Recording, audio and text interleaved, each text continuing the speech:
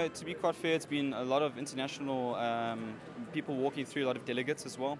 So on a national level, it's been quite impressive. I mean, every year it's improving. We're getting more members coming through. There's a lot of new hospital groups coming about, and that's quite important for us as a local distributor to meet that market. But also on the international level, from our suppliers' perspective, we're getting a lot of untapped markets coming through. So I mean, you know, there's people from Mozambique that we've been introduced to, from Swaziland, Lesotho, that have come by. And it's important for them because, you know, at the end of the day, they don't have the ability to go out overseas to find these suppliers. They need to see them on a local footprint, which is here in South Africa. So for them, it's been the most important perspective, but the traffic flow for us has been excellent. Can't complain. We're getting a continuous amount of newcomers coming to the market, looking for sort of ideas and advice. We're willing to help them develop as well. So it's all about development, helping people. That's why we're here.